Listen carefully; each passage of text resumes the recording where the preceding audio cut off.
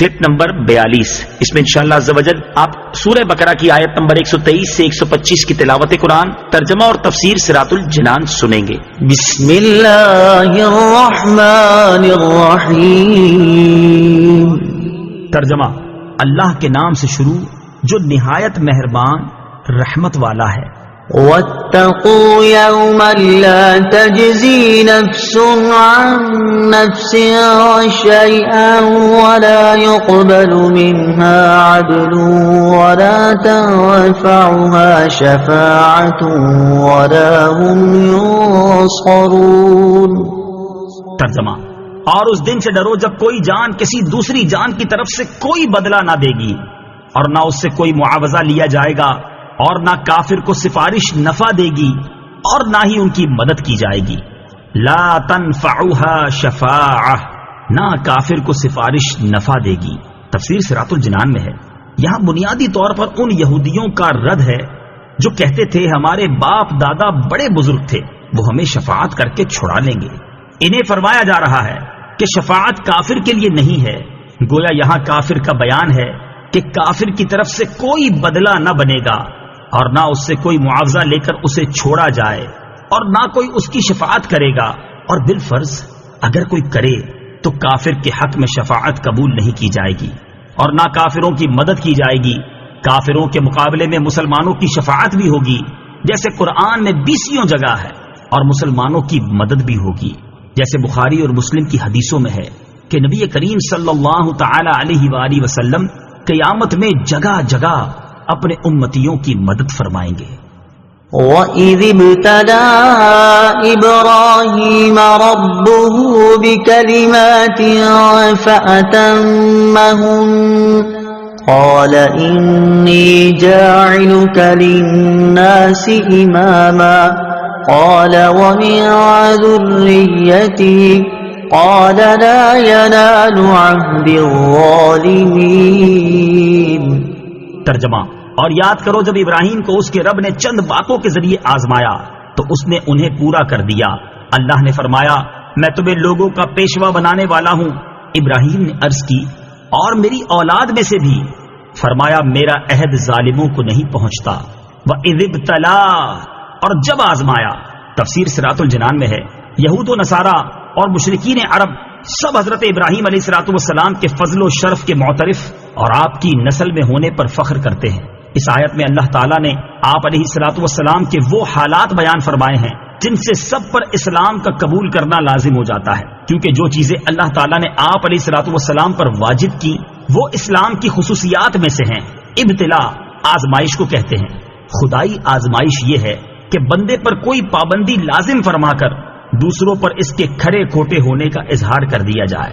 حضرت ابراہیم علیہ السلام کی آزمائش میں بہت سے شرعی احکام بھی تھے، اور راہ خدا میں آپ کی ہجرت، بیوی بچوں کا بیابان میں تنہا چھوڑنا، فرزند کی قربانی وغیرہ سب شامل ہیں۔ للناس اماما، لوگوں کے لیے پیشوا۔ تفسیر صراط الجنان میں ہے یہاں امامت سے مراد نبوت نہیں، چونکہ نبوت تو پہلے ہی مل چکی تھی، تبھی تو آپ کا امتحان لیا گیا، بلکہ اس امامت سے مراد دینی پیشوائی ہے، جیسا کہ جلالین میں اس کی تفسیر قدوۃً فی الدین یعنی دین میں پیشوائی سے کی گئی ہے۔ وَمِن ذُرِّيَّتِي، اور میری اولاد میں سے۔ تفسیر صراط الجنان میں ہے جب اللہ تعالیٰ نے حضرت ابراہیم علیہ السلام کو امامت کا مقام عطا فرمایا تو آپ علیہ السلام نے اللہ تعالیٰ سے اپنی اولاد کے لیے بھی عرض کیا۔ اس پر فرمایا گیا کہ آپ کی اولاد میں جو ظالم ہوں گے وہ امامت کا منصب نہ پائیں گے، کافر ہوئے تو دینی پیشوائی نہ ملے گی، اور فاسق ہوئے تو نبوت نہ ملے گی، اور قابل ہوئے تو اللہ تعالیٰ اپنے کرم سے جسے جو چاہے گا عطا فرمائے گا۔ اس سے معلوم ہوا کہ کافر مسلمانوں کا پیشوا نہیں ہو سکتا اور مسلمانوں کو اس کی اتباع جائز نہیں۔ یہ بھی معلوم ہوا کہ اپنی اولاد کے لیے دعائے خیر کرنا سنت انبیاء ہے۔ یہ بھی معلوم ہوا کہ اللہ تعالیٰ کوئی نعمت عطا فرمائے تو اولاد کے لیے بھی اس کی خواہش کرنی چاہیے۔ وَإِذْ جَعَلْنَا الْبَيْتَ مَثَابَةً لِلنَّاسِ وَأَمْنًا وَاتَّخِذُوا مِن مَّقَامِ إِبْرَاهِيمَ مُصَلًّى وعهدنا إلى إبراهيم وإسماعيل أن طهرا بيتي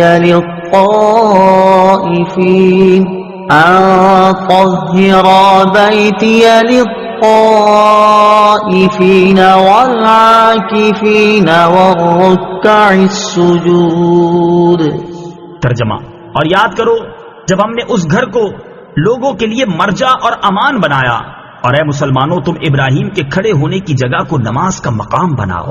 اور ہم نے ابراہیم و اسماعیل کو تاکید فرمائی کہ میرا گھر طواف کرنے والوں اور اعتکاف کرنے والوں اور رکوع و سجود کرنے والوں کے لیے خوب پاک صاف رکھو.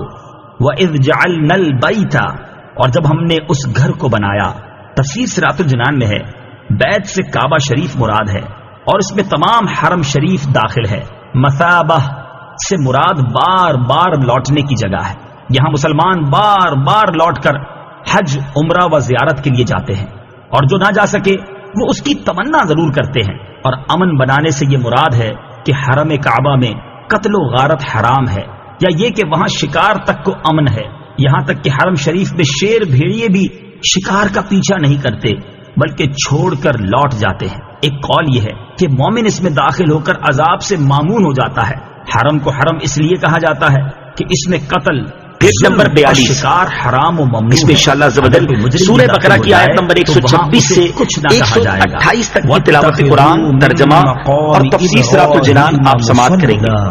کلپ نمبر 43 کھڑے ہونے کی جگہ کو نماز کا مقام کلپ نمبر 44 اس میں انشاءاللہ زمین قرآن پاک کی سورہ بقرہ کی آیت نمبر 129 سے لے کر 132 کی آپ تلاوت قرآن، ترجمہ قرآن اور تفسیر صراط الجنان قدم مبارک کا نشان تھا. اسے نماز کا مقام بنانا مستحب ہے. ایک قول یہ بھی ہے کہ اس نماز سے طواف کے بعد پڑھی جانے والی 2 واجب رکعتیں